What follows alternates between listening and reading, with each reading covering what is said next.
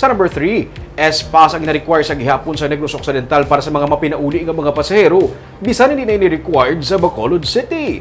May report si Nico Delfin.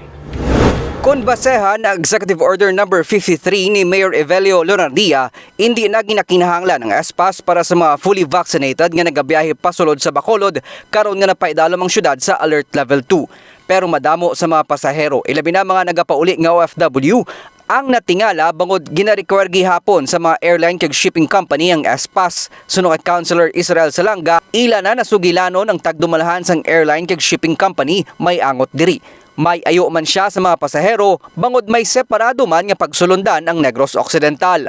Ang aton mga OFWs hindi na kinahanglan sang Spass, no? Pagsulod sa Bacolod City as per Executive Order ni Mayor Bing. Although ti ang province nag-require sa gihapon and kung ako lang gid, if ever gid man para safe na gid lang siguro, kung gusto gid gihapon mag-comply sa aton mga OFWs ng Spass, ang aton mga staff ready sa gihapon para mag-approve sina. Sandig sa pagsulundan sang probinsya, mandatory gihapon ang Spass requirement para sa nagapauli nga pasahero sa probinsya. Bisan sa mga borders ng Negros Occidental, required sa gihapon ng Spass bisan sa mga fully vaccinated. Is the way that we check and verify their requirements from vaccination cards to negative RT-PCR tests. So I don't think it is a legal executive order. I think DILG needs to look into it.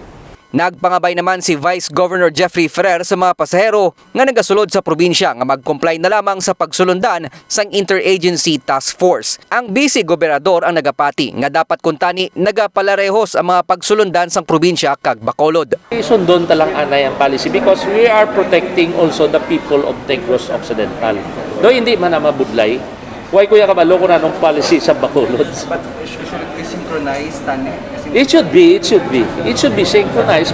Bangod sang nagkalain-lain nga executive order nga ginapatuman sa probinsya kag Bacolod, ang opisina na day Councilor Salanga kag Councilor Cindy Rojas nga among nagapatigayon para sa biyahe pauli sa mga OFW, returning residents kag mga apur ang handa nga maghatag sang approval sa Spass application sang mga pasahero nga nagaagi sa Bacolod Silay Airport ukon sa mga seaport. Nico Delfin para sa DGCast Negros.